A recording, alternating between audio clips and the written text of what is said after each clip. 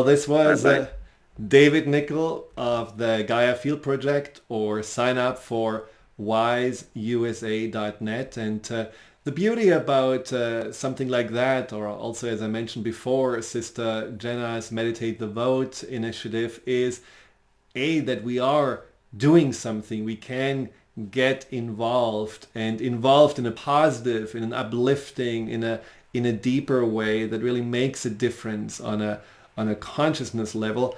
But also you are realizing that you're not alone. There are just other people out there that are also feeling confused or anxious or worried, and this is certainly a wonderful way to connect and to be proactive in your efforts to make a difference, but to make a difference from the inside out and not chasing after that what your emotions in the moment may be telling you. And for that we have a question.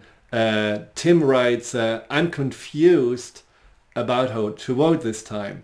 Should I listen to my gut or should I listen to my head? And I can imagine that some of you feel exactly the same way, because there are these emotional impulses that are just overriding our rational thinking. And in general, I have to say, we are better if we are following our intuition, our emotions, our heart, but we have to distinguish between what emotions are trying to take the lead.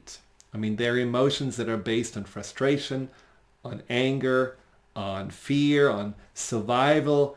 These are also emotions that then will push us more to make decisions based on those survival ideas. So there will be not emotions that are necessarily considering the well-being of others, so they don't necessarily consider values like compassion or tolerance or acceptance. And therefore, are they really the right emotions to make long-term decisions with? And then there are other emotions that are more emotions about feeling that this is right, that there is an alignment, that there is a sense when you make that decision that feels almost like an accomplishment. It feels just like a relief, a sense of, yes, I did the right thing. I can live with that. And so if that's an emotion that gets evoked when you're thinking about a choice, then I would rather go with that emotion, even though it may be something where you feel still not intellectually quite as clear. There is this more long-term positive, peaceful, and creative emotion, which is the opposite of the survival emotions, that can certainly help you in your decision-making process. So thank you for asking this question. Now, we talk about election anxiety, and David already brought up some points about when you feel anxiety. Don't beat yourself up. Don't feel that, oh, I shouldn't feel this way. I'm, a wimp. I should be strong. I should be excited. What's the matter with me? I should be cool headed right now. No, anxiety is a normal reaction. And as I mentioned before, it just gets triggered over and over again. And the intensity of the energy is certainly something that brings that anxiety up. So have compassion, have understanding. And by doing so, which a lot of people don't understand, you are giving your own mind a break. Because when you're angry at yourself and frustrated and bash at yourself, your mind actually sees this as an attack, and it's bracing itself just to protect itself from that insult and gets more anxious. So this is a very draining and energy depleting cycle that we are creating when we are judging ourselves for our emotions. So step away, have compassion, and then also commit to do something about it. And so what you can do, for example, is, as David already mentioned, stay away from that news binge, which we naturally do. There is a misconception about that the more information we have, the calmer we will feel. And studies showed about information overload, that our mind is just able to compute only a limited amount of information. And just like an older computer, it just gets more into a state of frozenness or slowing down. And that sensation of overwhelm, of confusion about everything that it gets as an input creates then also a sense of anxiety. So not just sitting all the time at the news and watching until you go to bed the latest breaking events. Just take 50% down of your screen time. That certainly would be helpful, because as another research said, that negative news especially create in the mind the idea of catastrophizing and something bad's going to happen. So there is not a lot of positive news out there at the moment. So just really take a step away from it and give yourself a smaller dosage of that. And another, I believe, important step to overcome this anxiety is staying away from people that are negative, people that are more appearing judgmental, or maybe there is a uncle who always rants on and gets really angry and frustrated and red in his face when he talks about the state of the nation, or maybe there is a friend who gets really anxious and she feels the sky will be falling if the candidate that she chooses doesn't win. And if you feel the intensity of those people, you feel automatically also more anxious. Now, I believe there is the subconscious mind that absorbs energies and emotions, and that's part of the reason why we feel anxious around people that are fueled by their own stress and worries, or also frustration. But then, of course, there is also that scientific work that showed that this is almost contagious when we are anxious. And it's still not really clear why anxiety can be contagious, why it can spread like a virus. But one hypothesis is that has found also some evidence for it, that fear smells.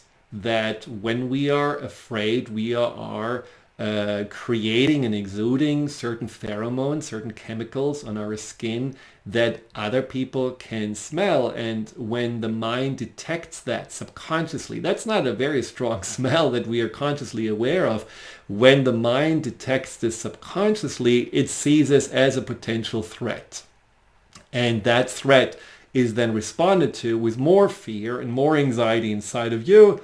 And you are creating then naturally also these pheromones that then go over to that next person that is next to you. And so it just goes round and round. So staying away from people that are feeding on that intensity and that are in a place of just almost like drama of the moment and maybe enjoying it. There is something I have talked about before, and I will certainly do again, which is the addiction to anxiety that some people have. But if you really suffer with that emotion, just limiting your exposure to those forums or to those people that are anxious or intense right now, that's certainly a good idea. Now, the third thing that I would like to suggest when you're dealing with election anxiety is to take action. And what that can mean is to get involved, like we talked about with David or Sister Jenna, but it can also mean that you take action by taking your power back, deciding that you don't want to be the victim of that fear and anxiety mongering around you, that you don't want to be on that ride of that anxiety, and that you really want to take care of your own emotions. So writing, for example, about your thoughts and your concerns can be very helpful. Doing something like a simple breathing meditation or a guided meditation can be very useful. A friend of mine is anxious right now about the election. She asked me, is there anything you can do? And so I sent her the self-hypnosis, the Be Free, that is available on my website, the Fear and Anxiety Solution. And that's something that immediately calmed her down. Just taking your mind on a different track, away from that, just focusing on that one thing that seems to be so difficult or so out of control, and bringing it into a much gentler and more harmonious place. A guided meditation can certainly do that for you. Well, when we come back after the break, we'll start to talk about other things that are helpful for you right now to get out of this election anxiety cycle. So stay tuned. Welcome back to Empowerment Radio. We talk about election anxiety today, and now one of those important aspects of anxiety, as I mentioned before, is that it becomes almost like a clutter in our mind. It's the chatter that just keeps on going. It's that voice that says, what if, and like Sonia, for example, wrote, I'm terrified that Donald Trump will win the election, and I'm sure many of us are. Everything about him seems just wrong. What can I do to not freak myself out? Now, I know that others are just exactly of the opposite opinion, but I think when we do have this sense of one person is potentially making or breaking our future, we're giving this person way too much power. And when I discussed that with a friend, he pointed out to me that there is also this trust in the Constitution. There is a trust in the checks and balances. There is a trust in that what these forefathers of the founding fathers were creating, so that there wasn't one of those executives too powerful, and that there was a way to keep it all in balance. And I think this is something we can also believe in, that this is a country that has been going through all different kinds of presidents and all different kinds of ups and downs. And so it will also, no matter what the outcome be, certainly be able to go through that as well. So thank you to all the listeners to Empowerment Radio. Unfortunately, we are running out of time, but there will be another show in 2 weeks, and I'm looking forward to it. Until then, stay empowered, stay centered, and make sure just to always try to be the best version of yourself, for yourself, and for others. Goodbye.